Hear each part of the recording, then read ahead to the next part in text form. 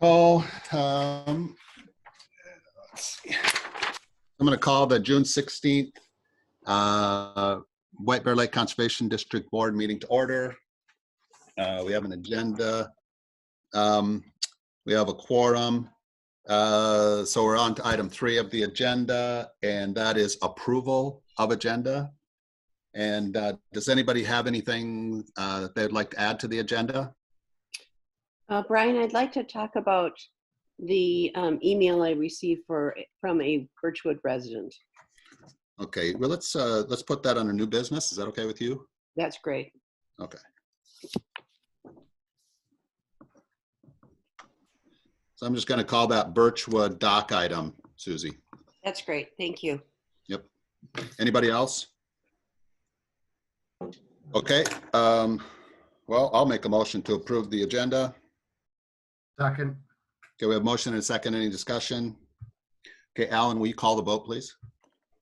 From the top, Brian, Aye. Mr. Gans, Aye. Mr. Costello, Aye. Ms. Mahoney. Aye.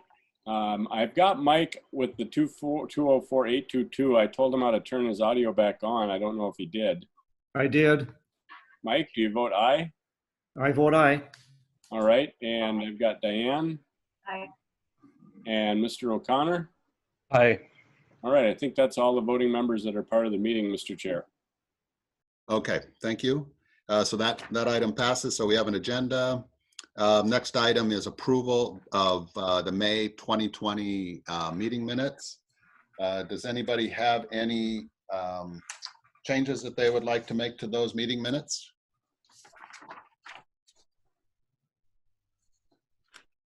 Okay, there's just one little spelling item, Kim, under item 5, AUDA instead of ADUA. Oh, That's yes, a thank you. Okay, minor thing. all right. Okay, so hearing none, I will make a motion to approve the May meeting minutes. Second.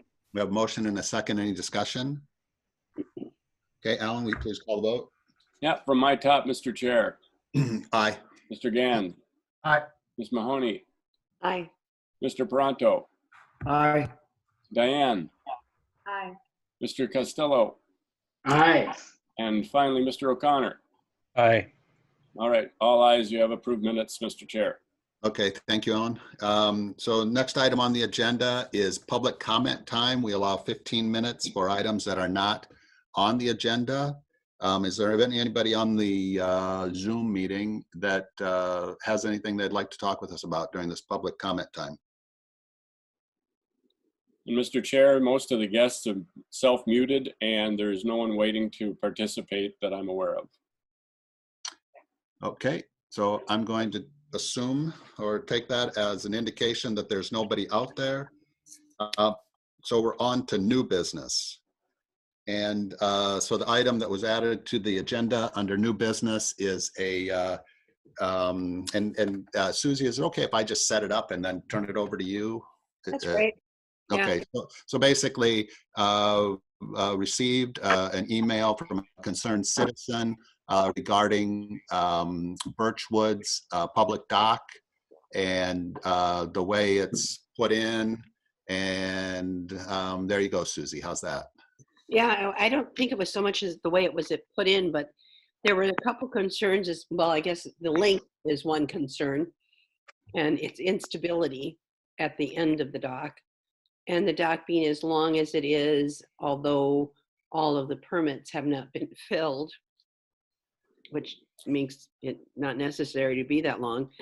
And also, and Kim might remember this, but I don't, it says there are 2 benches or platforms on Delwood Beach, and only one was approved.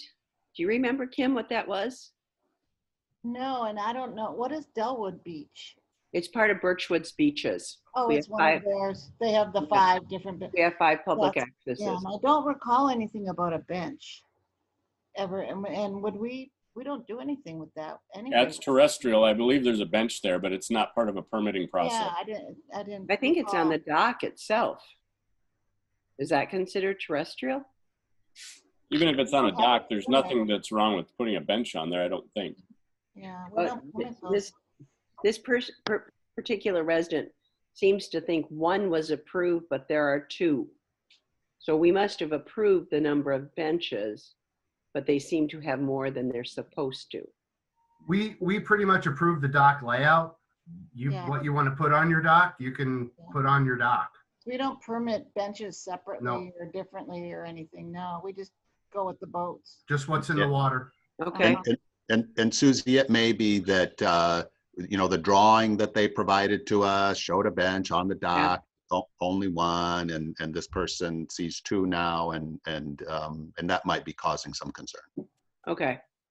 So I guess we need to take into those things into consideration for the next permitting season for Birchwood and Delwood Beach in particular. And I guess they want to increase the length of the boats. And it's only a 47-foot access. So this person is also concerned about the fact that there would not be enough room for longer boats. Okay, so thank you for that. So Yep. I think the takeaway here is, Kim, if you could note, and I think I copied you on the email I sent, if you could note that when this permit comes up for renewal, that we should contact the citizen and just let them know that the permit's up for renewal in case they would like to come and speak to the LUC. Or, Yeah, all right. okay. Is that good for you, Susie? That's great. Yeah. I had read your email regarding that. I just wanted to make sure that it was brought up at this meeting. Yeah, I appreciate that. Okay. May I ask a question? Yeah, good, Diane? Has she gone to the village of Birchwood, to their city council and talked to them about it?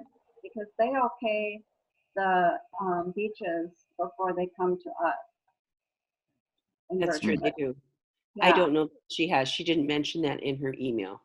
okay. So maybe she should be directed there also. Okay. Because they do permit first before they come to the conservation district. And I suppose that should be done before our permits, our applications, again, going to be due, what was it, October Yeah, October. 15th? Yes. Okay. So perhaps we need to let her know that too. That Plus, she, if she felt the dock was unstable, that would be the city's responsibility as well. okay. Okay. So Susie, do you want us to leave that with you, or would you like us to have Kim contact her with that information, or how would you like to proceed in this one? I can certainly just get a hold of her myself. That would be fine. Okay, thank you, Susie. Any other discussion on this item? Okay, we'll move on. Next item on the agenda is unfinished business. There is nothing, no unfinished business. So we're on to item 8, reports and action items. The first one is the executive committee, and that's me, and the executive committee did not meet. And so there is no report. So the next item is Lake Quality Committee, and that's Mike.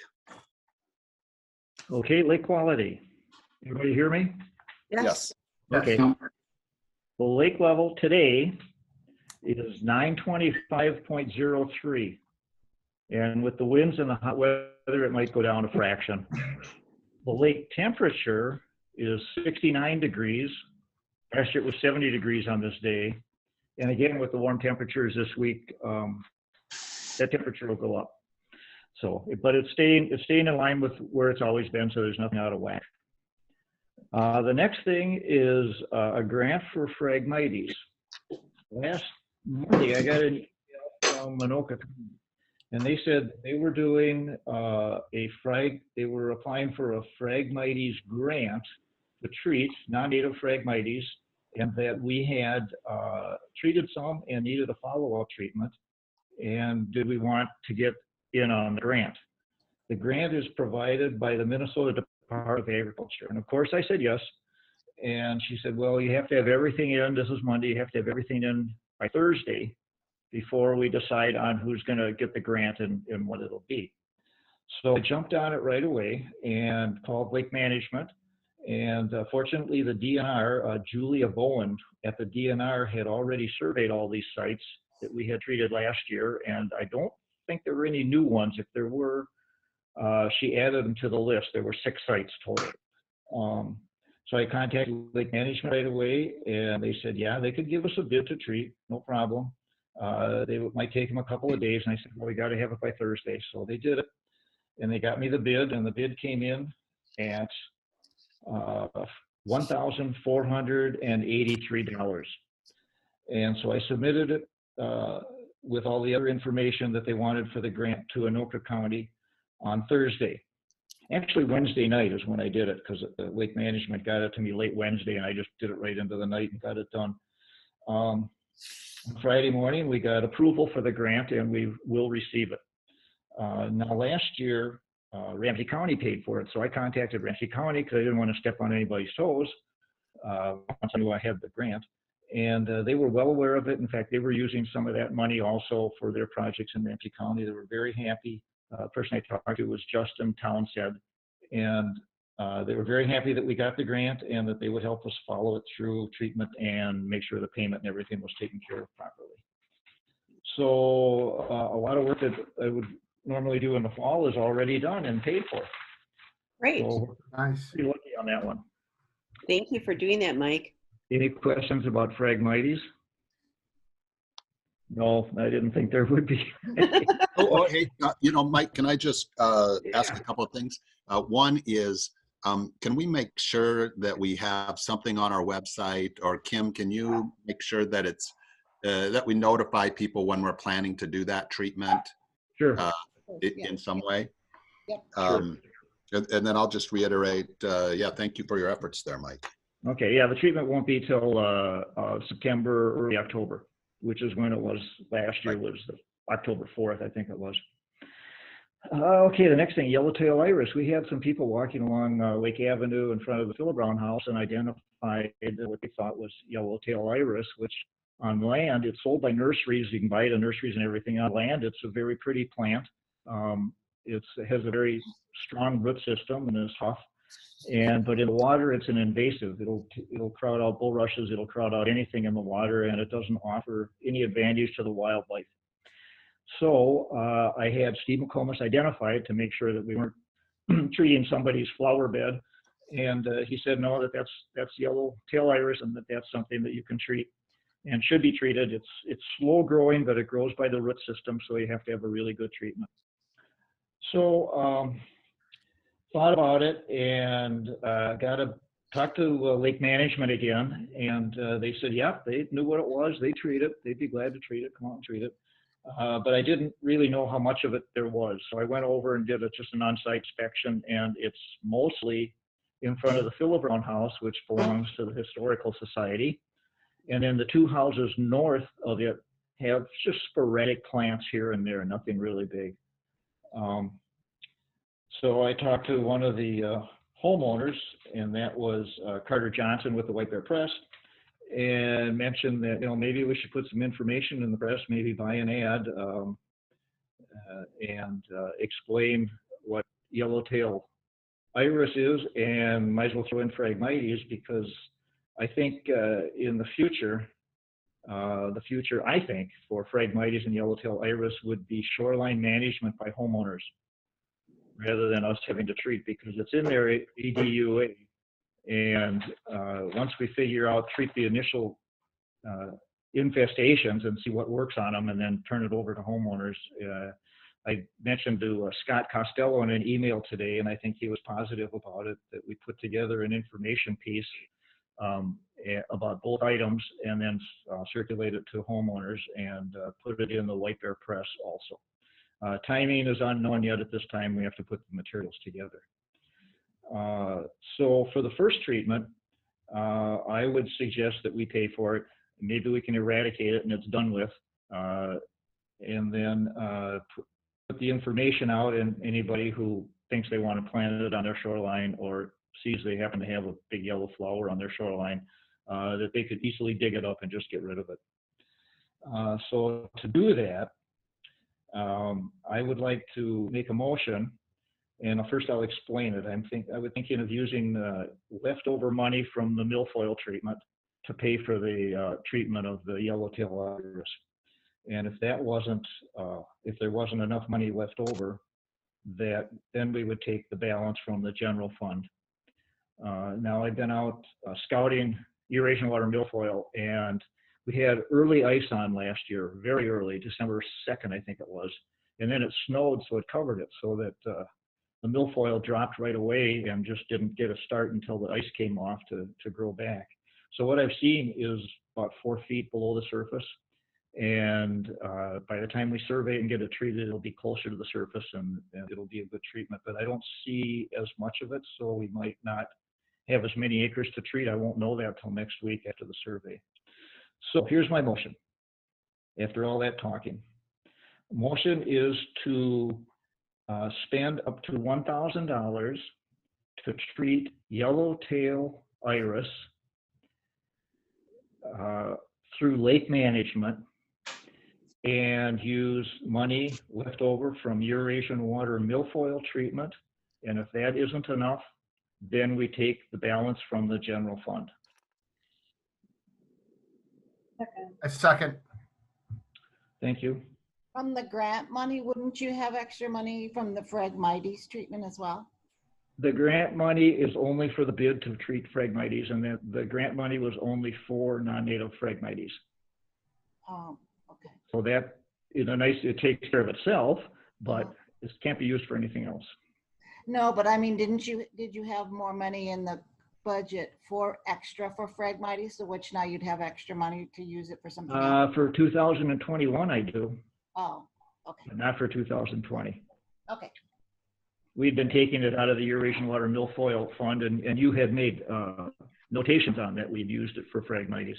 correct. Okay, all right, thank you.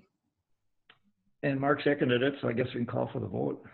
Okay, yeah, I'm sorry, I just lost that second. Okay, so motion and a second to treat the yellowtail iris. Any discussion? Mike, is this a native type of plant? Well, like I say, it's sold in nurseries. People put it in their gardens. Its origin is from Europe. Like all our problems, they seem to come from Europe or Asia. And it's used, like in London, they have canals with the canal boats in that. It's a very strong root system, and they use it along the banks to hold the banks so that the waves don't erode it away. And it Oh, just blocks out everything, and it's just like this muscly root system that holds the banks. And it's used around here, I guess, also to hold banks on if somebody has a garden and they wanted something to hold the bank, they use this. But when it gets in the water and keeps growing, even though it doesn't grow exponentially, but it grows, it blocks out everything. And what we want are water-type plants in the water and land-type plants on land. okay. Thank you. Any other discussion? Okay, Alan, will you call the vote, please? Yes, sir, Mr. Chair. Aye. Diane, Aye. Mark, Aye. Mike, Aye. Susie, Aye. Cam, Aye. Scott C, Aye. and Scott O. Aye. Motion passes, Mr. Chair. Great. Okay, thank you. Hey, Mike, before you, Oh, go ahead. I wanted just to ask Alan, you know, this grant, does the board need to vote to accept that grant? Don't necessarily think so. If you want to be belt and suspenders, you can certainly pass a quick resolution or motion of support for using the grant that you've been awarded.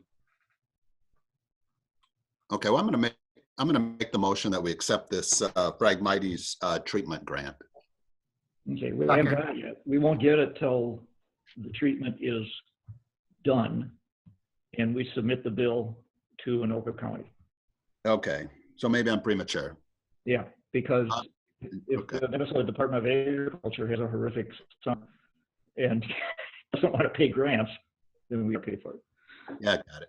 Okay, so I'll withdraw that motion. Okay, anything else, Mike? Okay, well, there is. On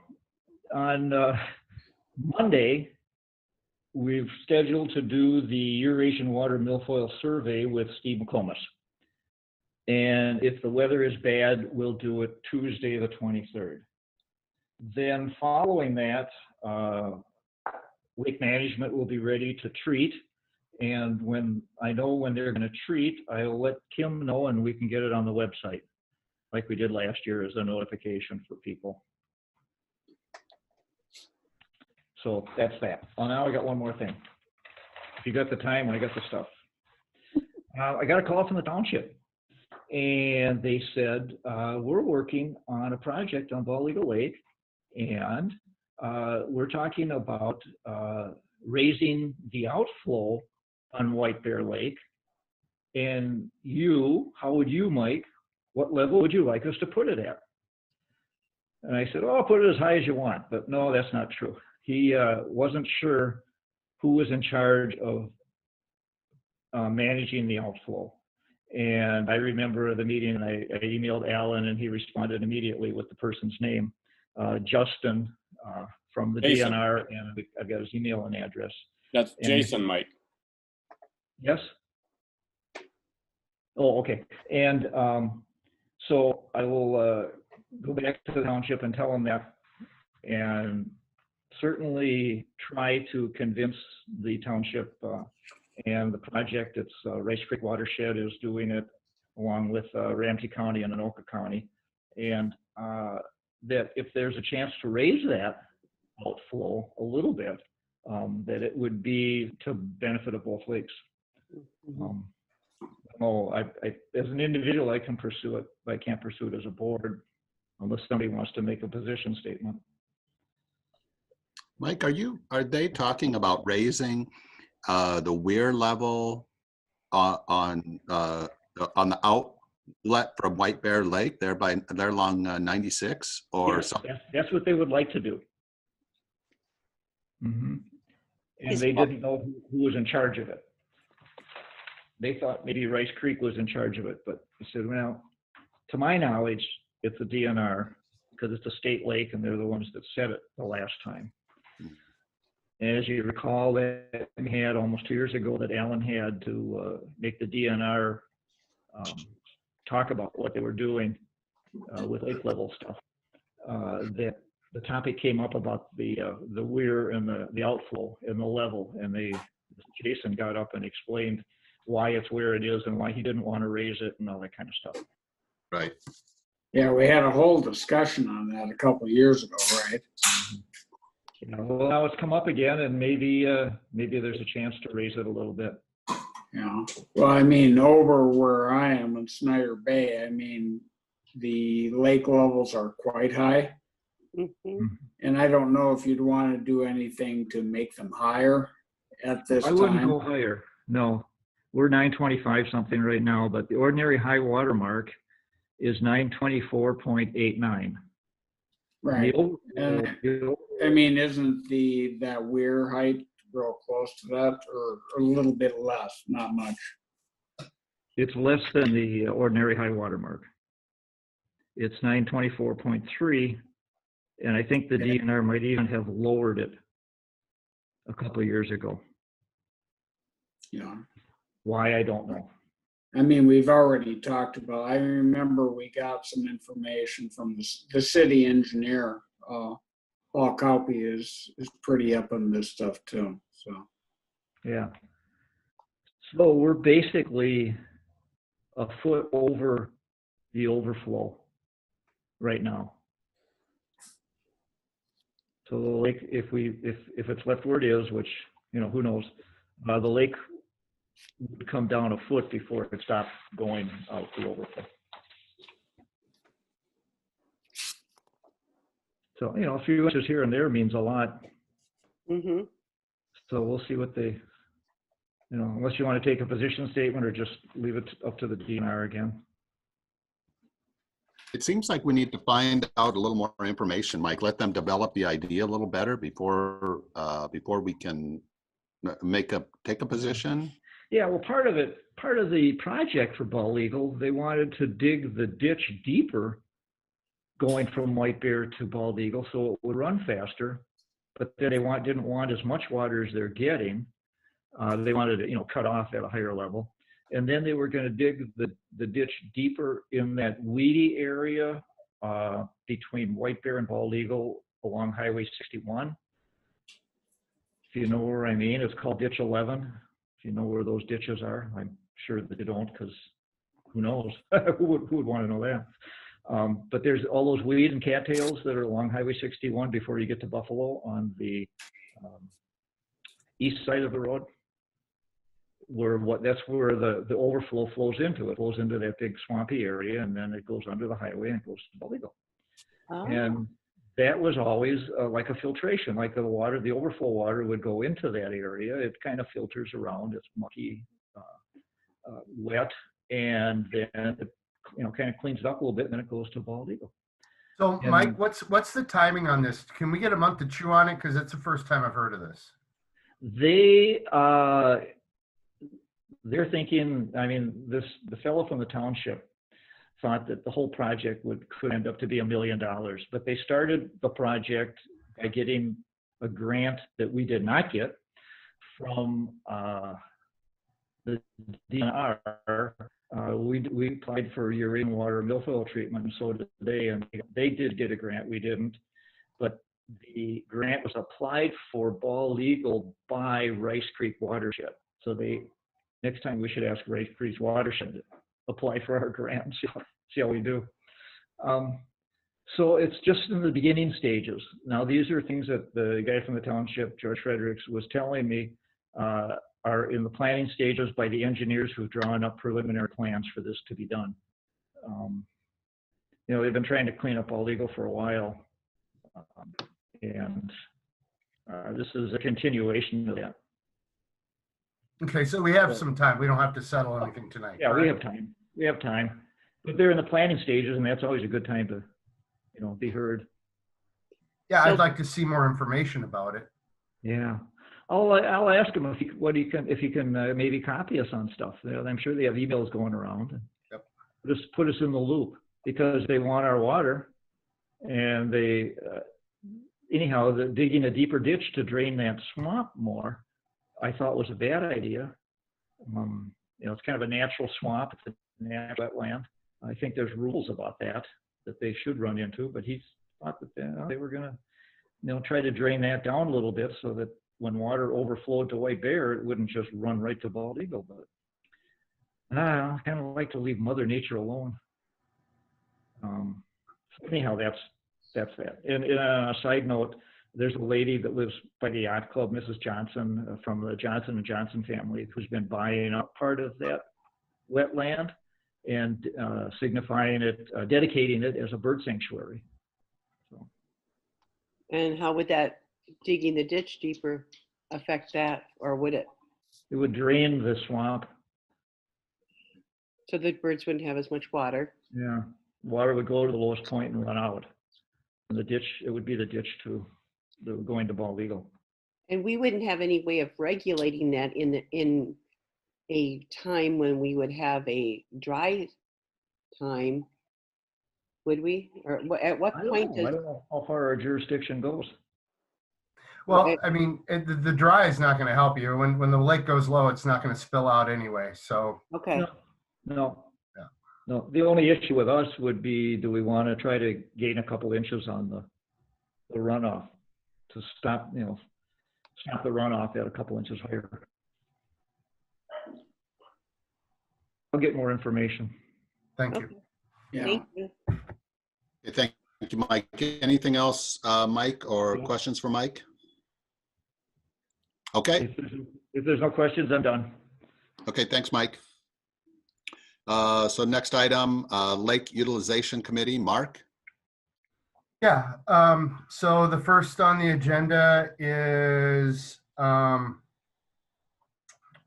Food Ski.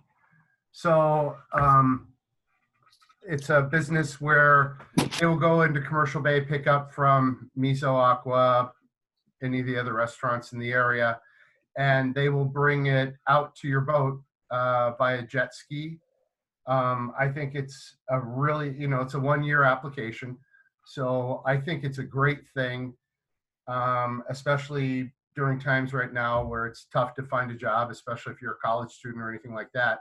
So I think it's really entrepreneurial. I think it's a good deal. They understand all the rules. They know when they have to have their jet skis off the lake. And they're going to talk to people about making sure that they don't litter, that napkins aren't blowing into the water and things like that. So the LUC approved, and I so move. Okay. Okay, we have a motion and a second. Any discussion? Mark, I'm sure you're aware of the ordinance we have on selling on the lake. They're not selling. No, I realize that, but there's a lot of parts of that that are like cleanup and that kind of stuff. Yeah, that's why we brought up, I mean, actually Luke brought it up that he's like, hey, you know, just to make sure we don't want any more litter in the lake. There's nothing to stop these people from pulling up to tallies and picking their own stuff up. Yeah, I know. Right. So it's just a new business. It's an opportunity. It's a service. It's a 1-year application, and we really didn't see any problems with it. Does this service take food to homeowners on the lake as well, or just to boats? That's a good question. I think Graham and Dylan are on. I welcome them to answer. Yep, we're on. Yep, this is Dylan. Yeah, we do. We deliver to dockside as well. Okay. Thanks. Okay, any other questions on this amongst the board members? Nope. Okay, Alan, will you call the vote, please? I will, Mr. Chair. Aye. Diane, Aye. Mark, Aye. Mike, Aye. Susie, Aye. Cam, Aye. Scott C, Aye. Scott O. Aye. All ayes, Mr. Chair. Passes. Okay, thank you. Mark? Thank you, gentlemen. I mean, Dylan and Graham. Thank you. They, Thanks, guys.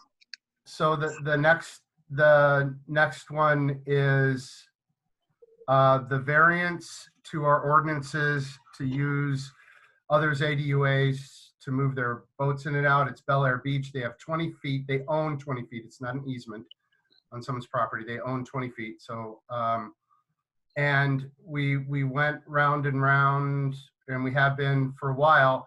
And my personal opinion, and I was the only one who could vote, Marty was having technical difficulties. And just for transparency, Luke Michaud is one of the property owners to one side, and you see on there Ken Wagner is one of the property owner to the other side. And with 20 feet, they wanted to put in 4 boats and couldn't figure out how you can get 4 boats in and out of a 20-foot spot without going into anybody else's ADUA. And after doing this for however many years I've been doing this, I just don't see that we want to set a precedent to start allowing property owners to use other property owners' ADUA to navigate their boats in and out of their dock. I think that you're just going to open Pandora's box if that happens. I think if they can get boats in there within their ADUA, the other caveat to this is that since this has happened, the other 2 property owners have moved their docks over with, excuse me, equipment within. And as was stated in our meeting, we don't technically have a 5-foot setback. What we have is you have to have 10 feet between structures. So when we get into these disputes on ADUAs, we usually say, well, then you can't be within 5 feet and they can't be within 5 feet. And that'll guarantee us 10 feet, which essentially, if the adjacent property owners want to use their 5-foot setback, I've been out there, it looks like they're more like a 6-foot setback, then, you know, that's what they, you know, are allowed to do. So essentially what it gives you is 10 feet to get watercraft in and out. That's how I read the ordinances. I don't necessarily see a hardship, as you can always put your boat on the lake. You can always use the dock. You can pull your boat up to the dock, pick people up, drop people off. But I just don't want to set a precedent that allows people to use other people's ADUAs to get in and out of their ADUA. That precedent, so- Mark, has already been set. What's that? that precedent has already been set, What precedent? that people use others' ADUA to get out with their boats. Not without the neighbor's compliance. My property, I was told I couldn't put my dock over any closer than 20 feet. And my neighbors who have 36 and a half feet to get their boat out, go through my ADUA every single time. It's been that way since you guys set that up.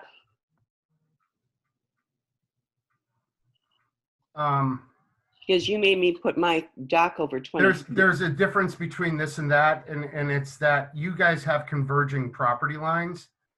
And I was at Matamidi all week today, off Locust Street, and there's 3 people with converging property lines, and you can't do it, right? So, I mean, if you do that, your docks are all going to be going like this. So we had to, unfortunately, we went through all this. We settled yours as a separate thing, and it's working there in the middle of their property, and nobody's getting crowded out. Everybody has access to the lake. Well, I would beg to differ with you there, but our dock is almost to the other side of our property now.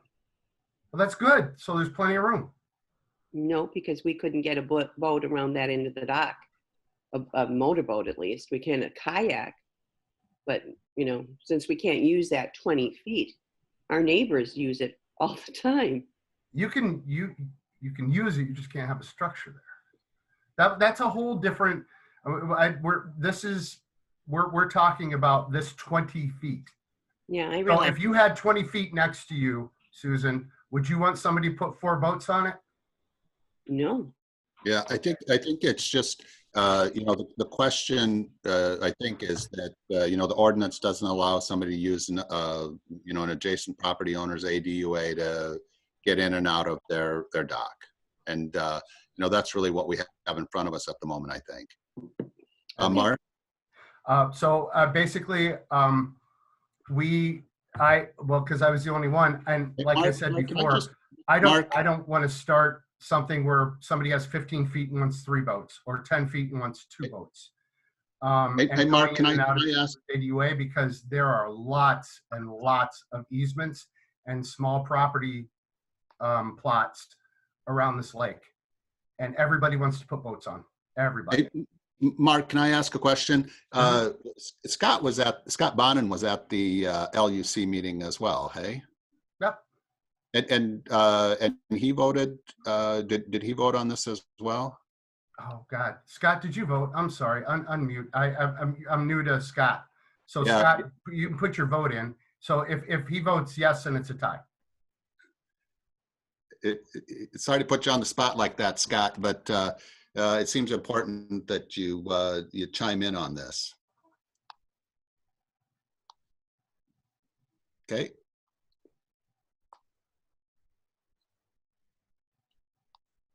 We had discussion. Yeah. He's technically muted right now, so I'll ask him to unmute.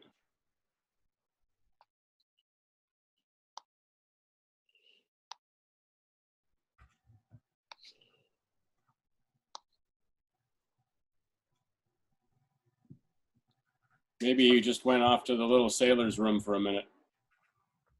There he is. Hey guys, Scott.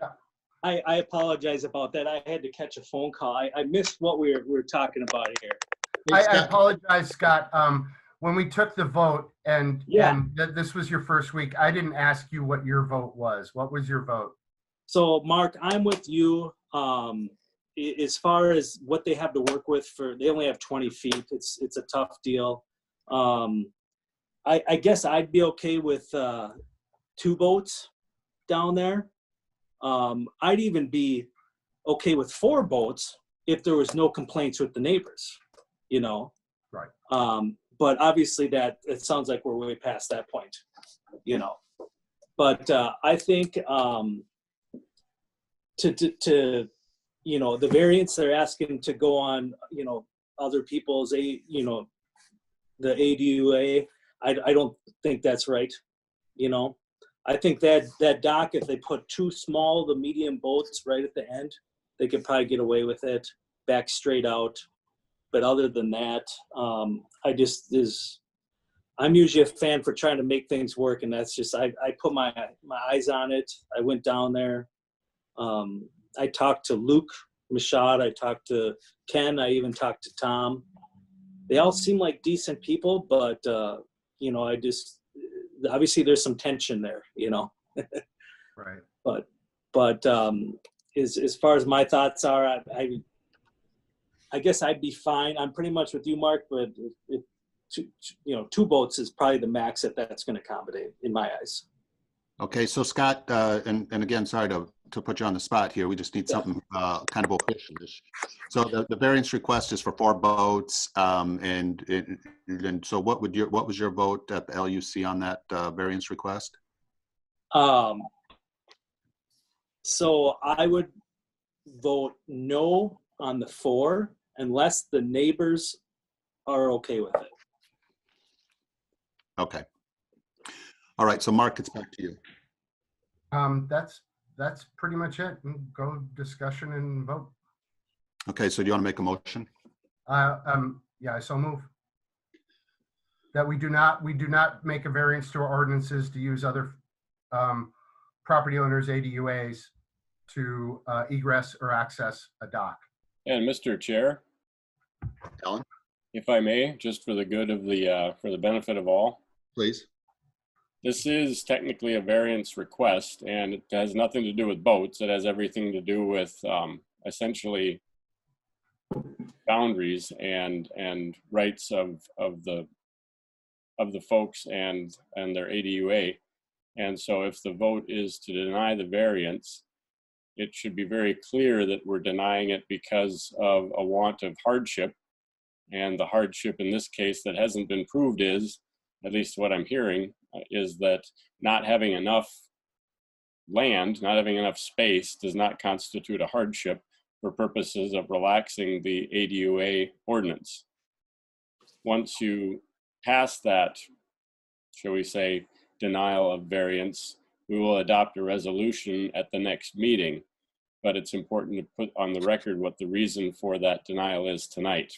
I'll draft a resolution that will be approved and sent to the applicant next month, but for purposes of legally denying the variance tonight, it's important to make that those findings, Mark.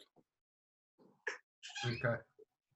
Alan, do you think that Mark needs to adjust his motion? Would you suggest that, or do you think that the current motion that Mark made, nobody has seconded it, by the way, Well, do you think the current motion is? I heard a move to deny the variance. Yeah.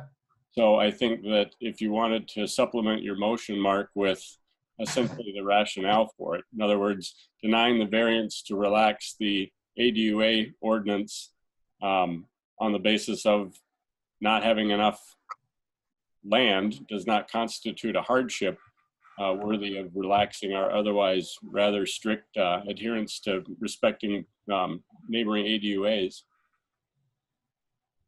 Yes, Mark, do you accept that? I accept that.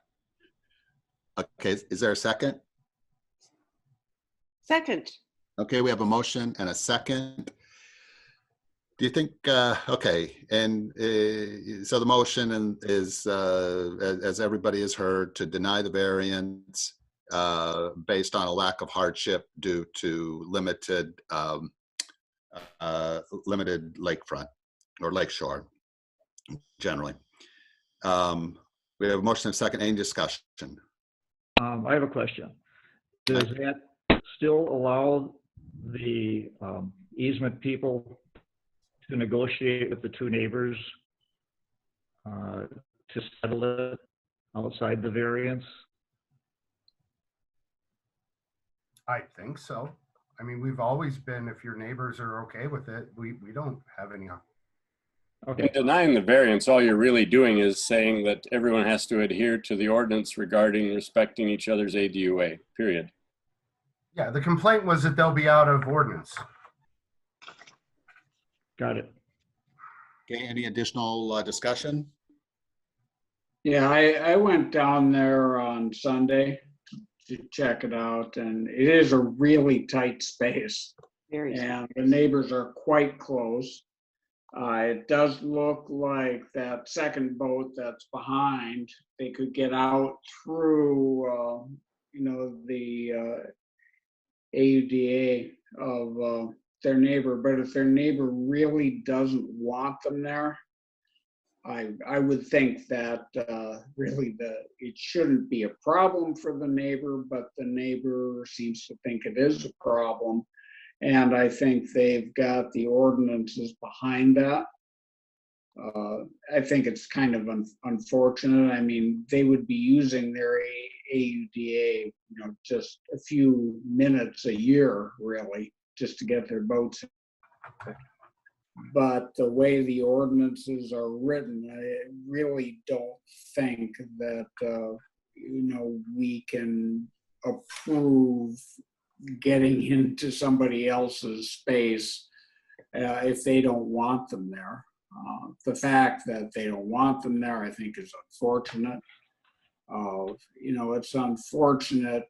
We're in a situation. I think this dock association has got 50 some people in it, and of course they all couldn't have boats anyway, even in the most optimistic kind of thing. But when you have neighbors, who are so privileged as to have lake property and not really being,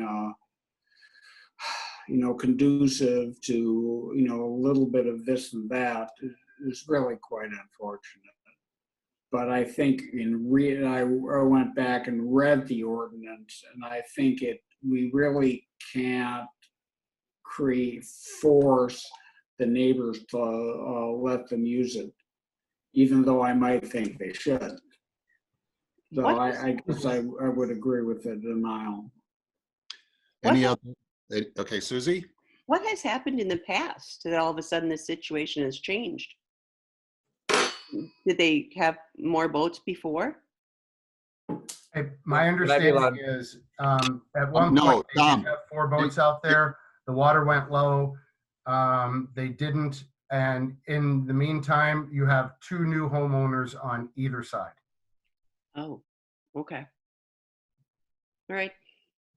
Okay, so any other discussion by the board members? Okay, so Alan, will you call the vote, please? Mr. Chair. Aye. Diane. Aye. Mark. Aye. Mike. Aye. Susie. Aye. Cam. Cam has been eliminated. Fortunate. I will ask him to unmute. In any event, we'll come back to Cam. Scott Costello. Aye. And Scott O'Connor. Aye. All right. I'm not sure what happened to Cam, but that is certainly enough to pass. Cam, you are back. How do you vote, sir? Aye. Okay, that's everyone in, Mr. Chair. All ayes. Okay, thank you. Anything else from you, Mark? No, sir. Thank you. All right, thanks. So we're moving on now to the Lake Education Committee. Scott? Really nothing to report. Okay, thank you, Scott. Treasurer's report, Diane?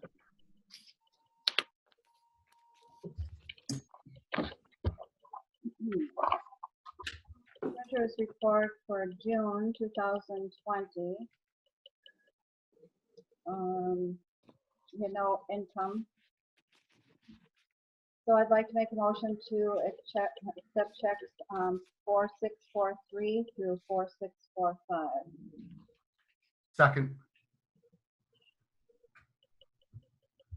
Okay, we have motion and a second to approve those checks. Any discussion? Alan, we call the vote, please? Mr. Chair. Aye. Diane. Aye. Mark. Aye. Mike. Aye. Susie. Aye. Cam. Aye. Scott C. Aye. And Scott O. Aye. Checks are approved, Mr. Chair. Thank you, Diane. Thank you. Next, we have the approval of the budget for 2021, which, if it is approved, will be sent to the cities on July 1st. I was wondering if anyone had any changes from last month.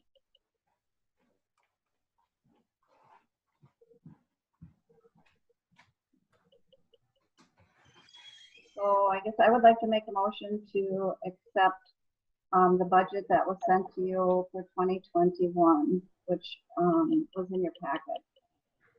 And do we need it up on the screen? Does everybody get a chance to take a look at it? I looked at it, but I don't remember all of it.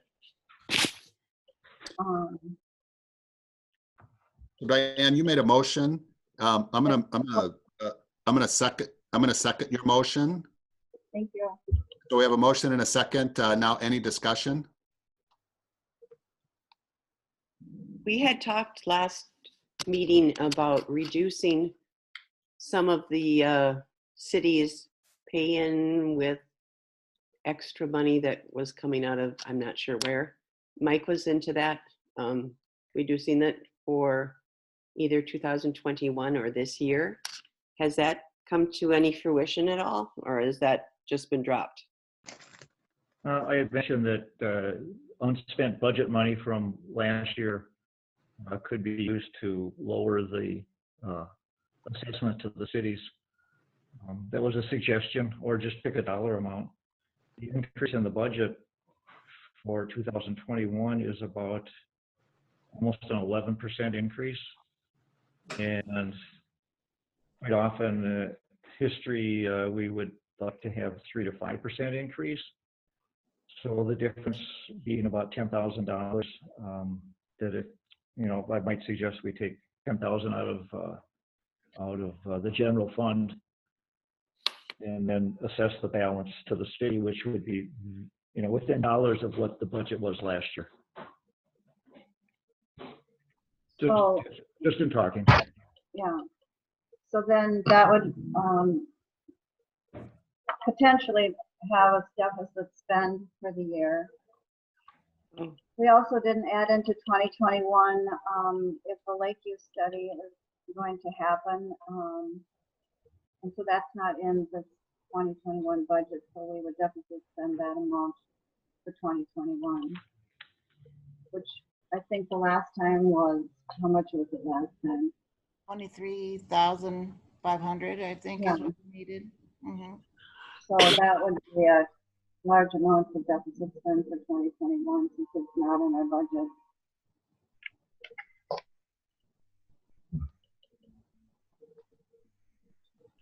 Okay, so any other? Okay, so Diane, it's your motion or my second. Are you open to Mike's friendly amendment?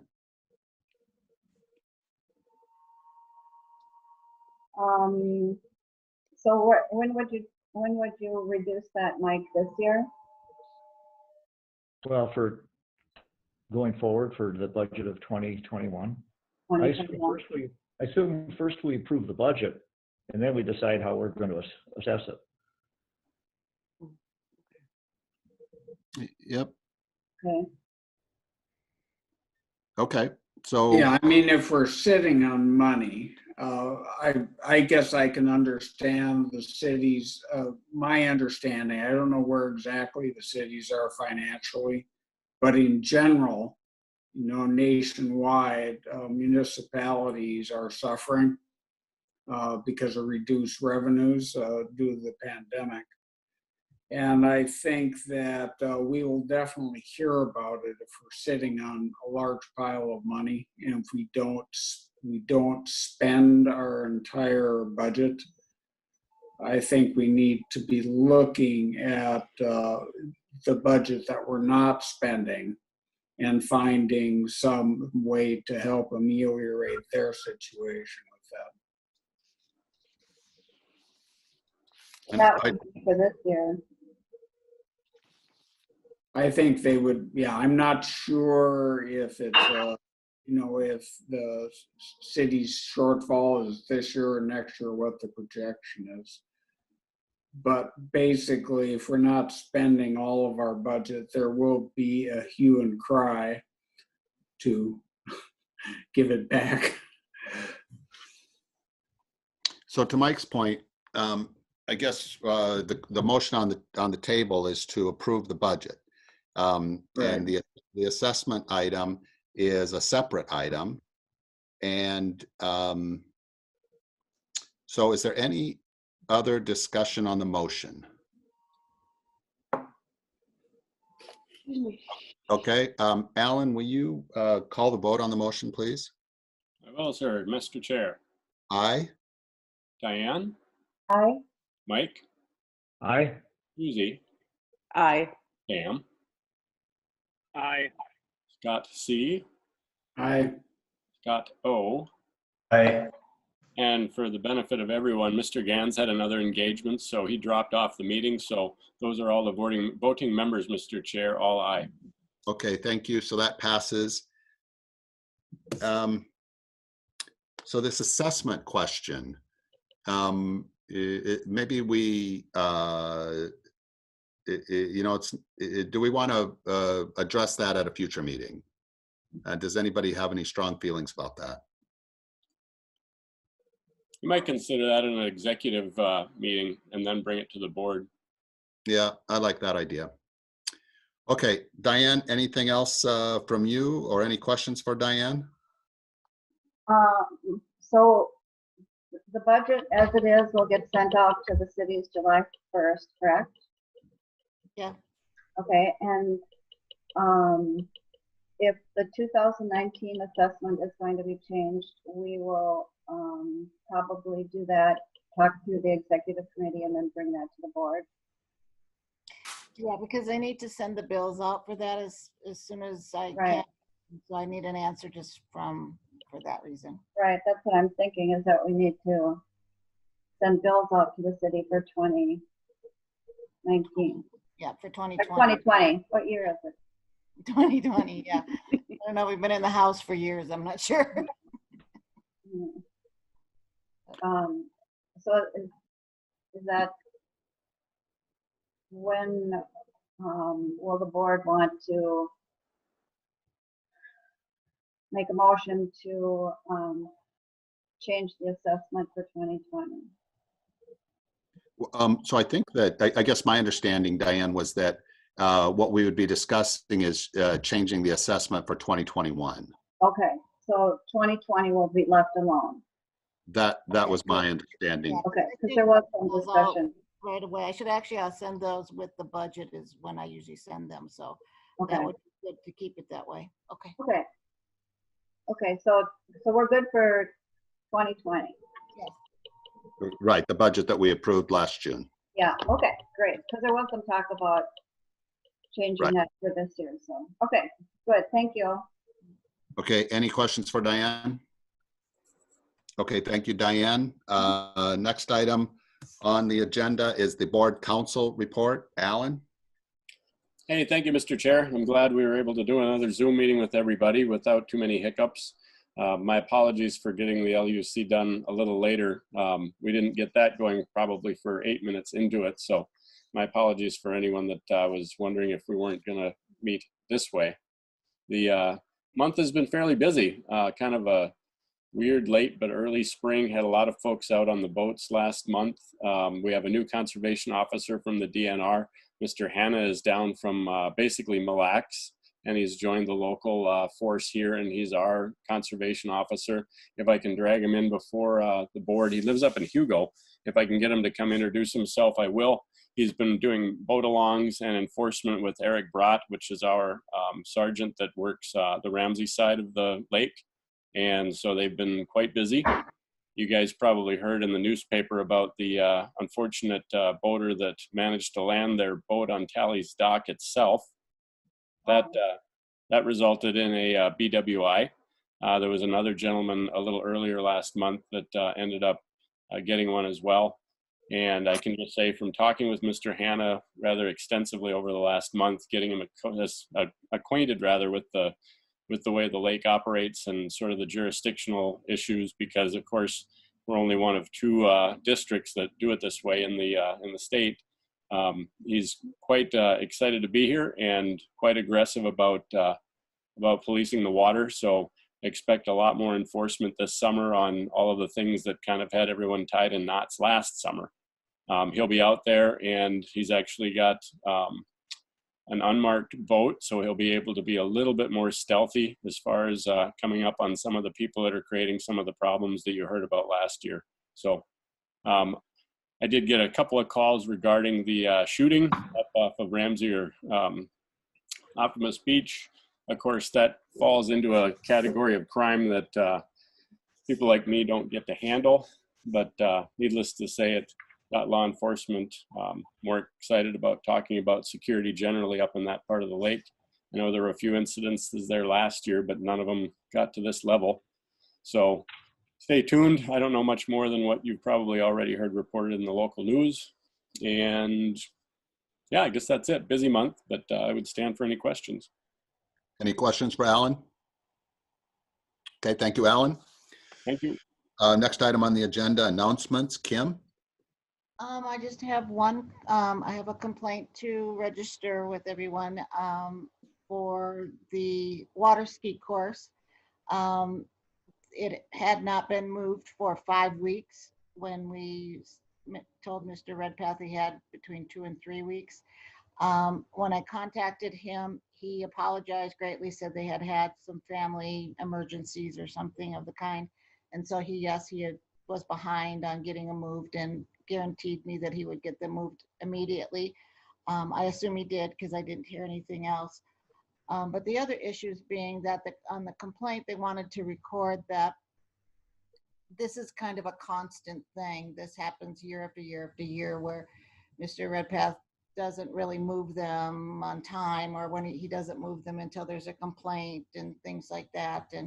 And they just felt that maybe we should have a little bit more something that we could do about that, or else. And then also they mentioned that there's no kind of signage or markings of any kind on the course or the buoys or anything. So even if somebody wants to issue a complaint or have questions of any kind, they don't even know where to turn to. So that might be something we request of Mr. Redpath in the future. I don't know if that's something that we do or not. Well, we could take that up when they apply next year. Maybe news, yeah. I think, but I mean, one approach would be just to require that they notify you when they move it, and if they don't, if you don't hear from them in a given amount of time, then you start pinging them. Oh, that might be a good idea. That might be an option then. When you say pinging, what do you mean, Brian? Well, just reminding them, hey, you need to move. I haven't heard from you. Did you move them? Like that. Because he's honestly really good about when I do contact him, he jumps right on it and takes care of it. Yeah, I think what this approach would do would just make it a little more of a priority for them. Yeah, yeah. Okay. Anybody want to discuss any of that? Would setting a fine for that be within our boundaries to do that? That if it doesn't happen, there would be a fine? Well, my hope would be, especially since they've historically been responsive when it's been brought to their attention, my hope would be that we could change the behavior without implementing fines. But maybe we could try it 1 year and see how it goes. But I think, again, this is, that permit to have the ski path has been issued already for 2020. And so I think we should wait until 2021 rather than try to adjust the permit that we've given them now. But Kim, maybe considering that it's that's how we'll likely proceed, I guess.